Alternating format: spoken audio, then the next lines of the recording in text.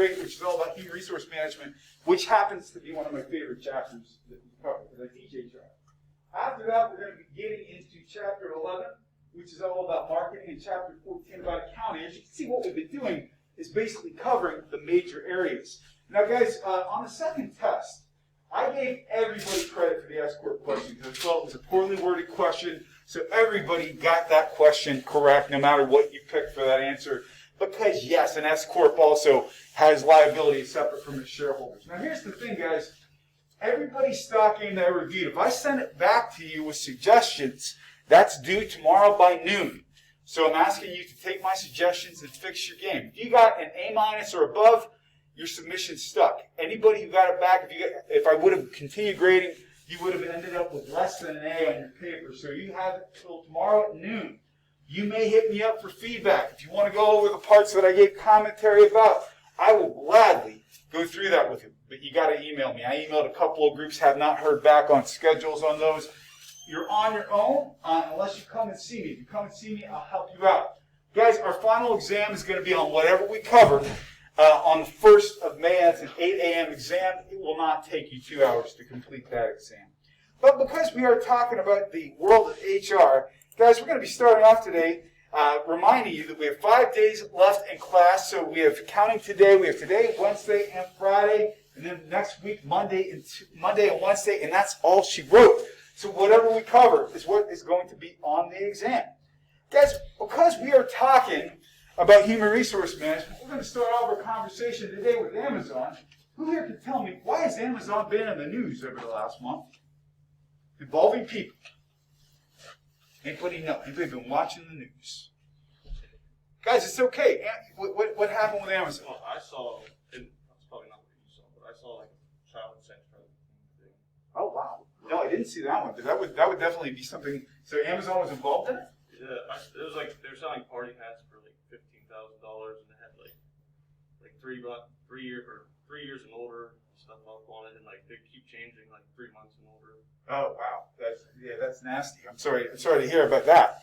No, what we're talking about is the efforts of Amazon employees to unionize. Guys, who here knows what a labor union is? Even if you don't have a perfect definition, what is a labor union? Anybody, raise your hand if you've heard the term. Okay, we're going to talk about what a union is. Let's say, for example, that all of you are students in this class. Now let's say, for example, you wanted to be able to make me change a grade on an exam. If one person came up and said, Tonkin, change the grade on this exam, change the requirements for this exam, does that one person exert much leverage? Probably not. I'd be like, no, hell no. Not just no, but hell no. I'm not changing the grade on the exam. I'm not changing that. Now, guys, do something for me. Will you stand up? I want every person in the class to walk to the front of the room. Come around, surround me in this table here.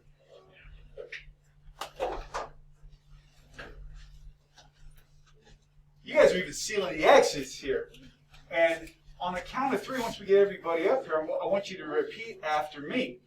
And the phrase I want you to repeat is Tonkin, change the damn exam. 1, 2, 3. Tonkin, change the damn exam. Exactly. You guys can return to your seats. That is an example of how a labor union works. The idea that people can collectively bargain. Now, there are people who are pro-union. There are people who are anti-union. I'm not telling you which you should be. People who are pro-union like the idea that employers have to give in to some of the demands of employees, that employees have strength in numbers. The idea that we are going to collectively bargain. If people do things collectively, what does that mean? Collective means together. And bargain, if we're bargaining, what does that mean? There's a word that begins with an N that also means bargain. Negotiate. So there is strength in numbers, and there are some movements to be able to say, well, hey, we're going to start having people join labor unions. Labor unions were big in the United States from the late part of the 19th century through the 20th century. What were the biggest industries? Michael will know the answer to this question. What was the biggest industry in Pittsburgh? Steel. You got it. Steel. What was the biggest industry in Cambria County, Stephen? Well, steel was big. It was big. There's one that begins with a C that was even bigger. Coal. Those were both highly unionized industries. And it meant if the workers weren't getting what they wanted, they could make those industries grind to a halt. Why did those types of labor go away? Because we're no longer the industrialized nation we used to be. We're trying to bring more labor back, but we don't really have it. Amazon, however, by the way, did you guys know that Amazon is in like the number 1 or 2 spot for the top employer in the country? More people work for Amazon than just about anybody else. Does Amazon in the United States have any unionized employees? They do not. They've been very successful at keeping unions out of their company. And again, if you're an employer, like right now, you guys just surrounded me. Are employers fans of unions? No, they're not. If you're an employer, you want to have flexibility. You want to be able to set how your work gets done. You want to be able to keep more profit for yourself. What I'm going to show you guys is a brief video. It's brief meaning it's about 5 minutes, but it's worth your time to talk about what happened and why the efforts to unionize at Amazon ultimately failed. I'm going to watch this together and we're going to talk about it. Where people are happy, where people are feeling content. There's been a lot that's happened with Amazon over the last year. What is something that has affected working conditions for people working at Amazon since maybe March of last year? COVID. People are ordering more and more stuff online all the time. I had a former student of mine. Now, to be clear, the student I'm about to describe, this is no, how do I want to put it? This lady was tough. She was a captain in the Army. She was a captain in the Army, and when she got out, she decided to go work for Amazon. She told me that working in an Amazon distribution center, she was a manager. Your average is you walk about 13 miles a day. So in the course of her employment, she was walking 13 miles a day, and she said they had an inside joke, what it would be. Your first day, they would take your picture for your ID badge. And they would look at your ID badge in 6 months. Almost everybody had lost at least 20 or 30 pounds working at Amazon from walking so much. That's not necessarily an indictment saying Amazon's a terrible employer, but you're very busy. There have been people who have been saying, for example, that they have been put under unfair working conditions, that they haven't gotten bathroom breaks. There was a story one time of a lady who actually was going into labor and asked to be on a conference call while she was on her way to the hospital. That's one of the stories about Amazon. So the reason that employees tend to want to unionize sometimes is because they feel they're being unfairly treated. Now here's the kind of the downside when it comes to the individual employee. How are people compensated? Typically in unions, it's gone through a process called seniority. Has anybody ever heard that term? What does seniority mean? Yes? You're established in the company, you've been there for a while. Exactly correct. Let's say Greg and I both work for the company. I've been there forever and a day. I'm protected by a collective bargaining agreement. It's very hard to fire me. Greg's a far better employee than I am. In fact, he's more productive. He works harder than I do. I'm still making more money than him on the virtue that I have been there longer. That's one of the things that opponents of unions say is wrong with labor unions. You have to bid on jobs. You have no ability as an individual to negotiate. People who are for unions are saying things like, for example, well, you can't just get rid of somebody based on a vendetta. You got to go through a process. So that's why some employees like unions. The pros are protection, better benefits for individuals, the idea of better pay. The downside is that you get a lot of free riders and people who maybe aren't earning their way along, who get shuffled along with the system. That's been one of the criticisms. And finally, companies don't like unions. For example, if Amazon needs to downsize because there's a downturn in the economy or they automate, then we've got the idea that it's harder to get rid of people who are in labor unions. Has anybody ever seen the inside of an Amazon distribution center, even in a video? You should see these things. In fact, we'll show you a video in an upcoming class. If you work in one of these places, the robots are doing more of the work than the people. The shelves actually come to you. The biggest reason I wanted to show you this is because this is a big change in where labor unions were even 30 years ago in the United States. We are at the lowest point of union membership in the United States in the history of labor unions since the early 1900s. And a big part of that is coming because the industry has changed. So that's a good example for some of the stuff we're going to be talking about today, guys, in terms of how labor unions work out. So a union basically means you have chosen to be a part of a union. You have chosen to be part of an organization that is supposed to actually help you get better wages and benefits. Now here's the question. If you're a member of a labor union, how does that union operate? How is that union financed? Who pays for it? Anybody know? If you want to be a member of a labor union, Emily, how would you pay for it? Let me ask you this. How many of you are Prime subscribers for Amazon? How do you pay for Prime? I don't know, my mom does it. But she pays a fee every year, doesn't she? So you can be a member. You pay to be a member of a labor union too. It's a subscription. They take part of every dollar that you make. They take a union fee out of your paycheck to be a member of that labor union. And to be clear, labor unions, I would take note of this. Labor unions are businesses. In other words, they're businesses too. They exist for a reason. So they provide a service which is supposedly getting you better benefits and working hours. If you are a member of a labor union, you collectively bargain. What that means, for example, if Langston is a great employee and he wants a raise, he can't talk to me as his employer. He's got to go through his union, and you're probably in a pay scale. Depending on where you've been, that would be your pay scale. If you guys are not members of a union, there's nothing to stop you from negotiating with your employer. There are pros and cons to both. Why are there fewer unions today, guys? What are your thoughts? Like, we talked about some of the places where unions have a toehold. Why are there fewer unions today? What are your thoughts? Morgan, what would you guess? Why are there fewer unions today? I would say because, like, there's different type of work. Like, back in the coal and steel mines and stuff, like, it was more, the labor was more intensive. So, I feel like there was more room for harder working conditions and longer hours. Shift work. Absolutely, shift work. How many of you guys know anything about the coal mining industry? Because you're in the heart of it right now. Has anybody ever heard of something called the company store? Oh, we got to talk about the company store, guys. Let's say, for example, you took a job, and we're going to say it's with Tonkin Corporation. Tonkin Corporation owns the mines in this entire region.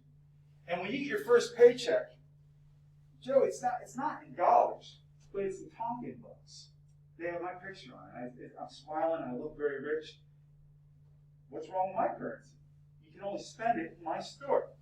So you got to go to where I accept your currency. And guess what? Michael, how much am I charging for a loaf of bread at my Tonkin bucks store? Oh, we're going to charge $12. Because where else are you going to spend this currency? It's no good anywhere else. You know where you're going to live? You're going to live in company housing, which, guess what? You pay rent back to the company. What we had in the late 19th century, early 20th century in this country essentially was institutional servitude, where when you took a job with the company basically owned you. So it came down to the idea you got paid. I'd write this down too, because this could show up as a bonus question. You got paid in company currency. They called it scrip. For example, the lady's husband died in the mines, they would generally evict her from company housing.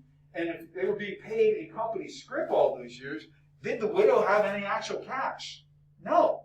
It was an entire system of institutional servitude. And essentially, that's where the labor movement in the United States came from. It came from this region. It came from Pittsburgh. It came from Carnegie Steel.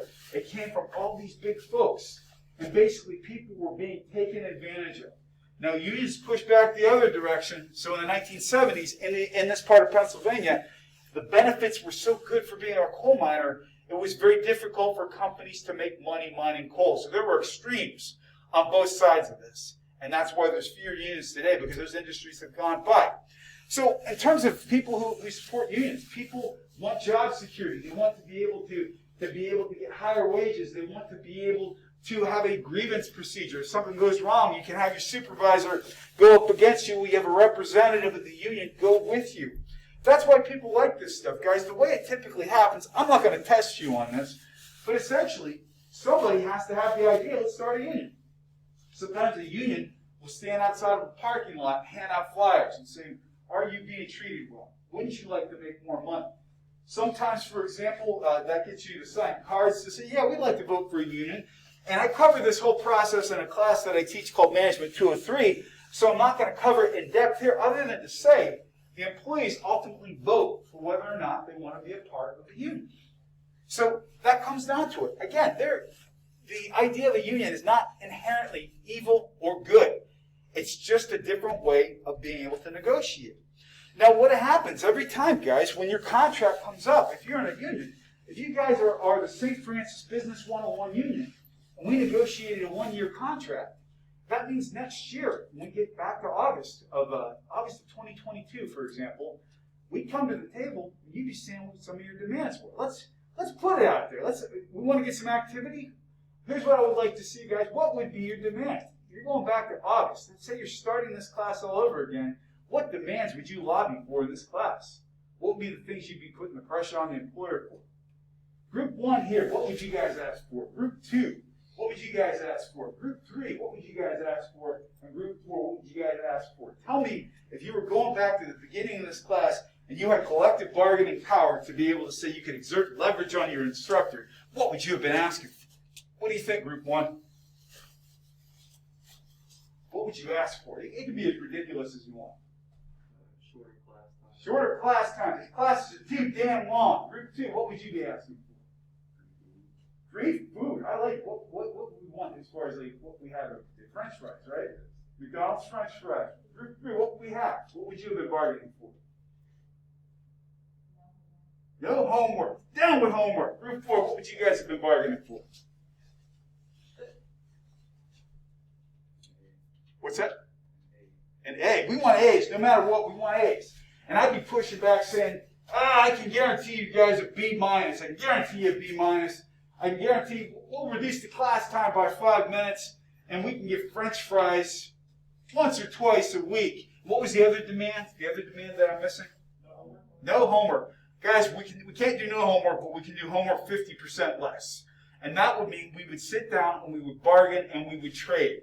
That's how good negotiation works. And so again, you've got to sell all that stuff. If you guys are the union negotiating team and you're sitting down with management, then you got to go back to your membership and say, guys, look, this is what we got. Is this a good deal or not? We didn't get everything, but we got the French fries. And if your union membership is really emphasizing French fries, you might have a winner. By the way, guys, generally speaking, people who join labor unions, what is most important to them? In terms of all the issues they could ask for, what is most important to them, generally speaking? Pay. Absolutely. Pay, benefits, anything involving cash or time off. Now, specific unions, full disclosure, guys, because I always believe in being honest with you guys. My wife is a member of a labor union. She is a member of a nursing union. She works at UPMC Altoona. And when they went into their last collective bargaining agreement, their number one emphasis was not pay, it was patient safety. They were being asked to work a lot of overtime. They're like, we can't take good care of our patients if we're working too much. We get tired. We want to make sure we're taking care of people. So it's not always the number one reason, but generally speaking, it's pay, it's financial benefits, things like that. So again, I'm not going to spend a lot of time on this other than to say, if you have an employee who has what we call a grievance, somebody who's not happy with the way they're being treated, essentially when they go into the process, for example, if you have a problem with your supervisor, you go to your supervisor, you speak to your supervisor, generally speaking, who has more power? You or your supervisor? The supervisor's got all the power. If you get to take a rep of your union with you, all of a sudden you got somebody else who can stick up for you, and this can go on and on and up so more and more people get involved. You can even get to something called arbitration, which again, I'm not going to cover in this class because it's a bigger issue for more discussion. Now, the ultimate way, if your union is not happy, in fact, this happened all the time in the 1970s. Actually, I'm going to grab something from my office to show you guys about how a strike works. I can't wait to show this to you guys.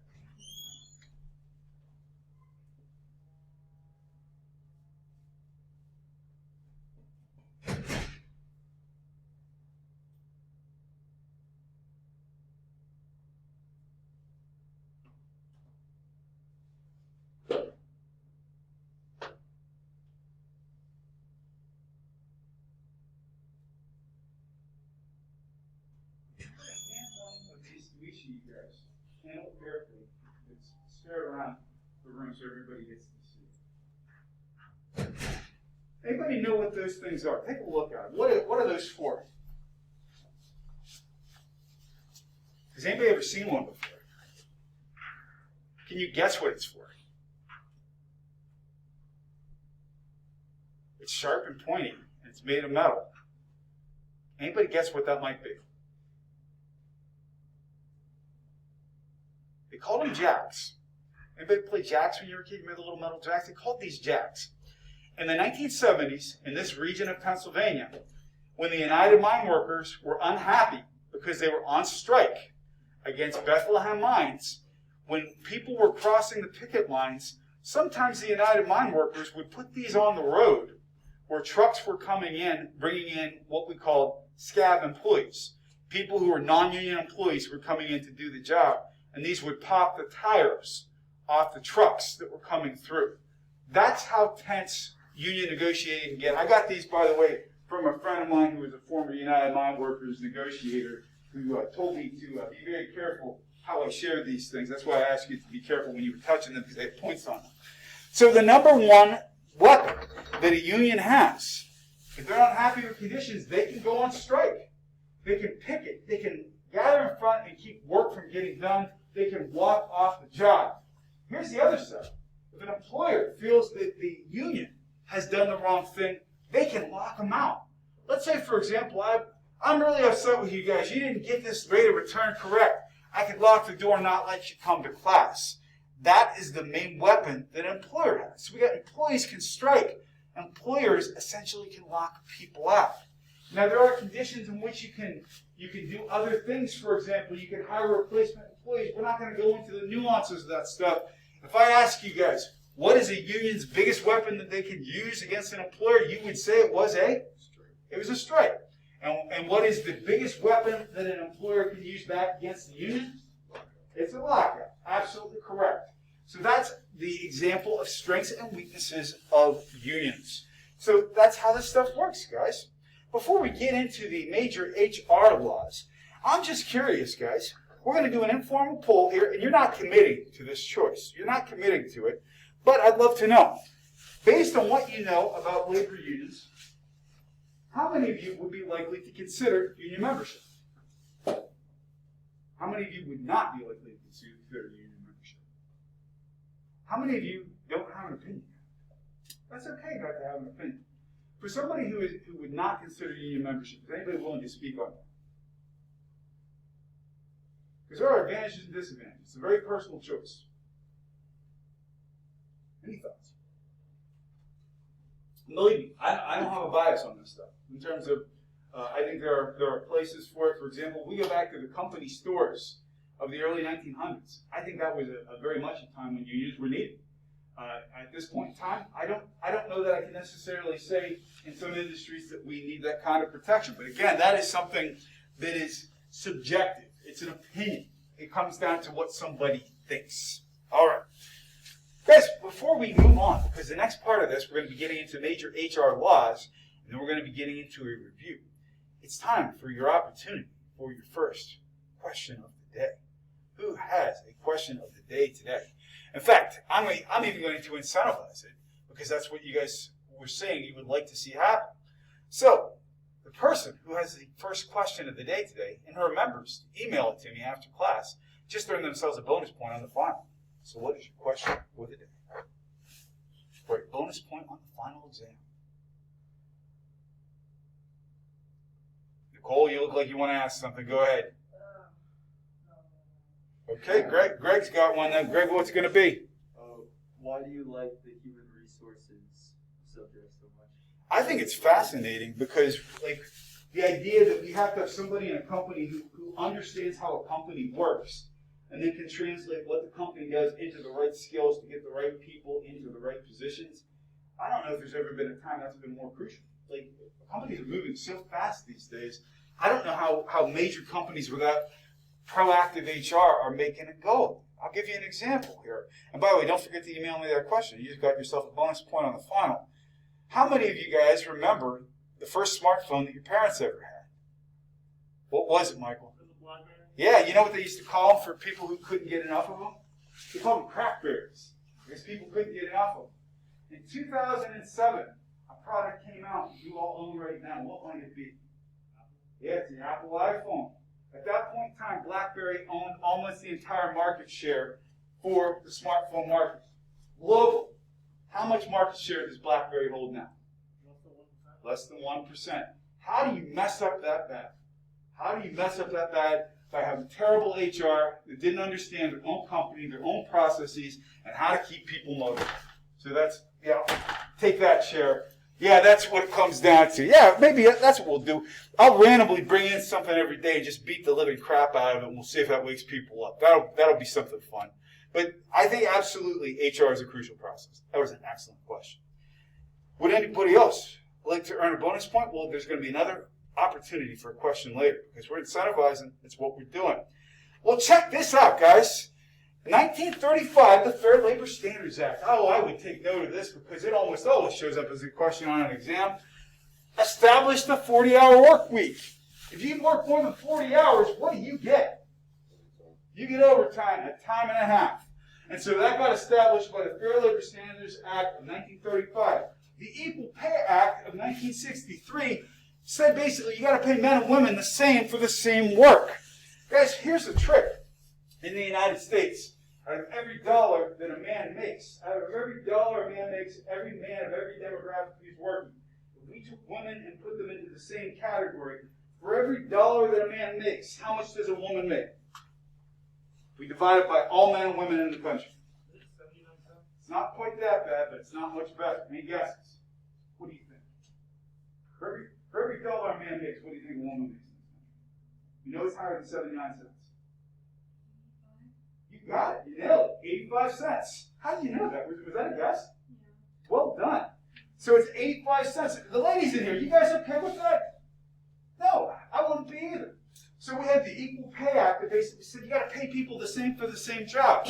That got bolstered by the Civil Rights Act of 1964. And by the way, guys, most important piece of civil rights legislation in the history of the country, Civil Rights Act of 1964, it basically meant you could no longer pay people differently based on where they come from, the color of their skin, or their religion. It established that that was the law of the land. Then we had the Americans with Disabilities Act of 1990, which said you can't quit hiring people or stop hiring people simply because they have a disability.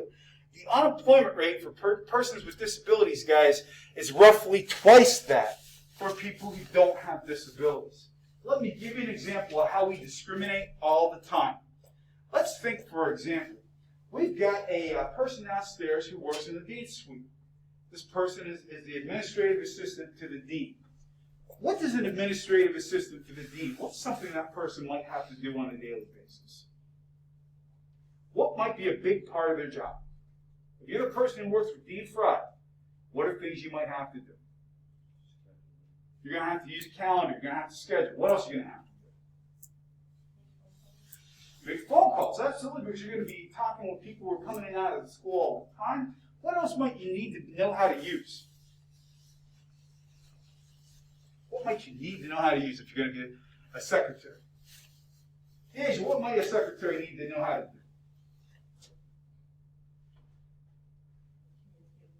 Yeah, use a computer, write emails, talk to people, all these sorts of things.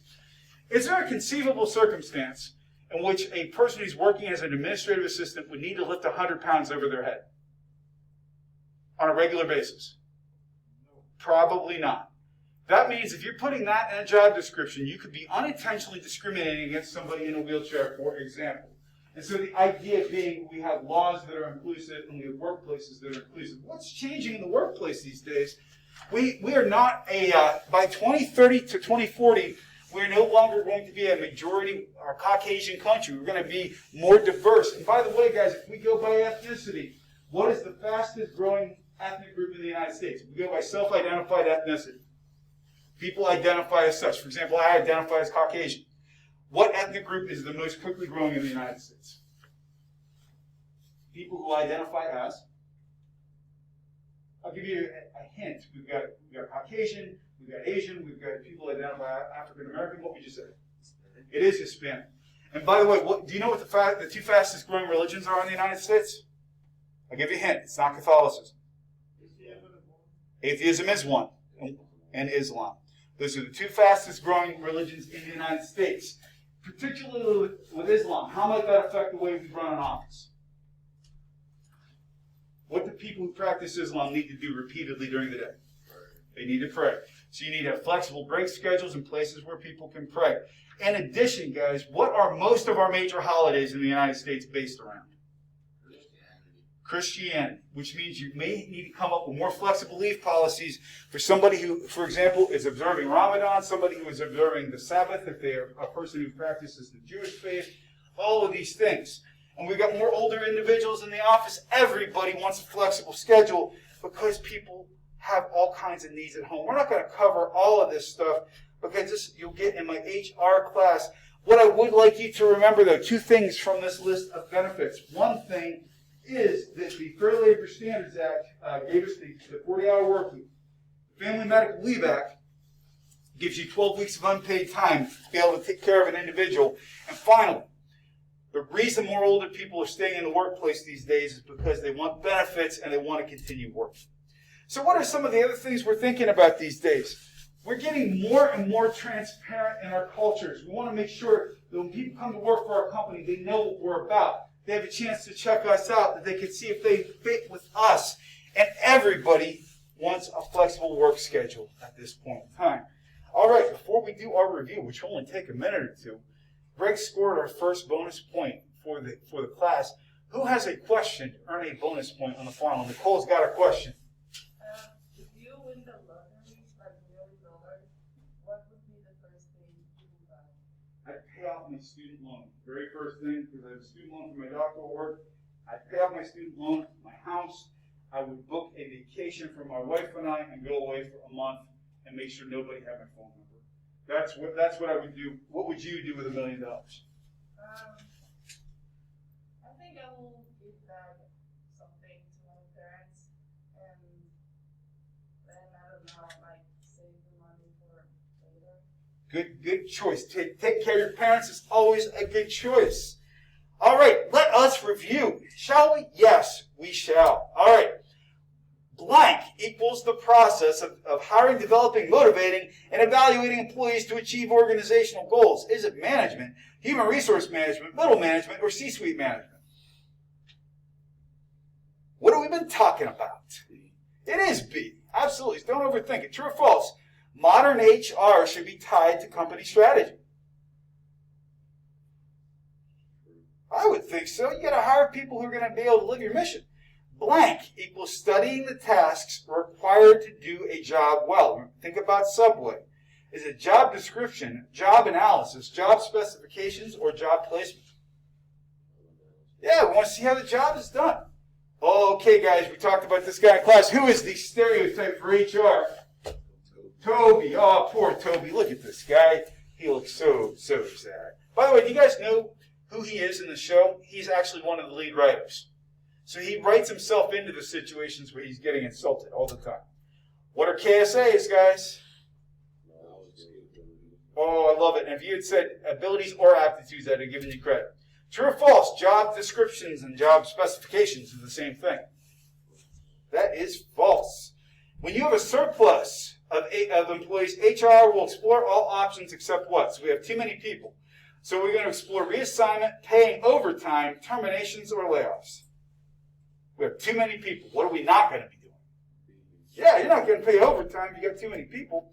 Tell me one positive and one negative aspect of recruiting people internally.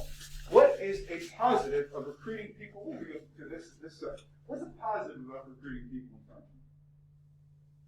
If you recruit somebody who already works for you for a new position, what might be an advantage?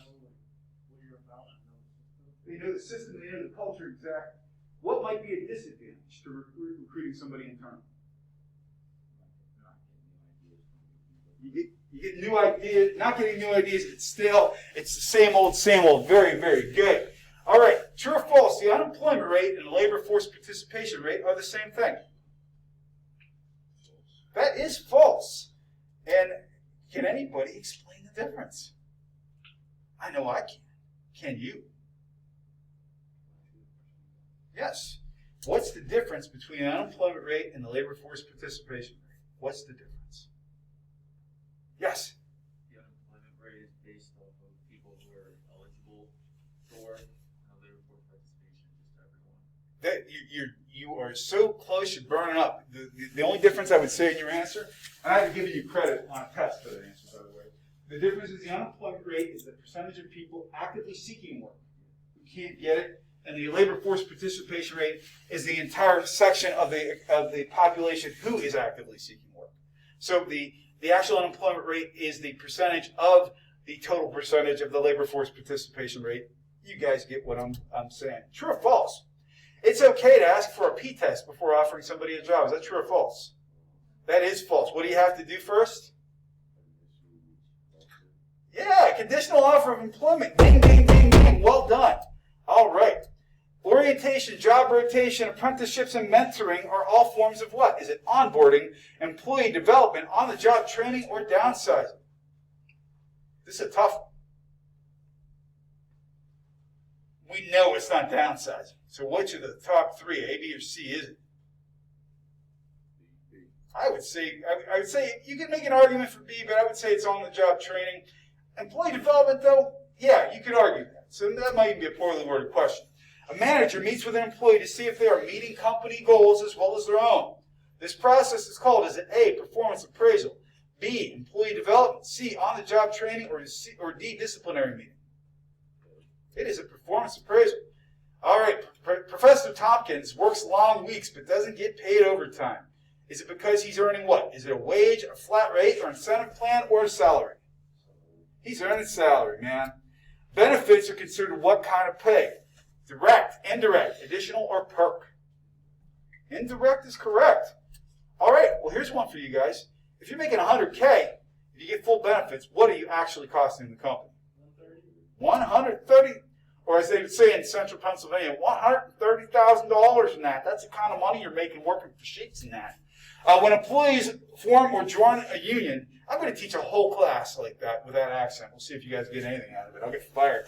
When employees form or join a union, they're choosing what? They're choosing to A, bargain, B, directly bargain, C, collectively bargain, or D, collectively negotiate, or D, collectively bargain. Oh, they are bargaining, so it's D, collective bargain. True or false? After an employee joins a union, the employer can no longer negotiate employment terms directly with them.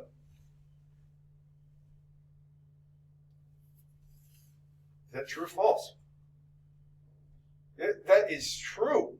Once you join a labor union, your employer cannot talk to you directly. They got to go through your union because you're part of a collective bargaining agreement. The most important piece of civil rights legislation is the Fair Labor Standards Act, the Equal Pay Act, the Civil Rights Act of 1957, or the Civil Rights Act of 1964. I just actually said it. This is the most important piece of civil rights legislation in the history of the country. It is D, 1964. This act established a 40-hour work week and overtime. It is the Fair Labor Standards Act.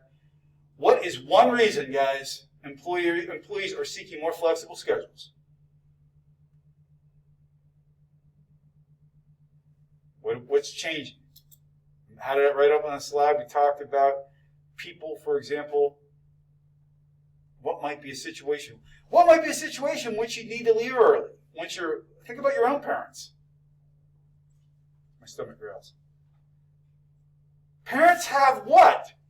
They have kids. So if you got a single parent, that's somebody who needs a flexible work schedule. They got to be able to leave early to take care of the kids. All right, guys. 2 of you scored bonus points today. Let's hear your voices. Enough of the silence. Let's talk. I'll see you on Wednesday. And remember, guys, if you're resubmitting your portfolios, they're due by noon tomorrow.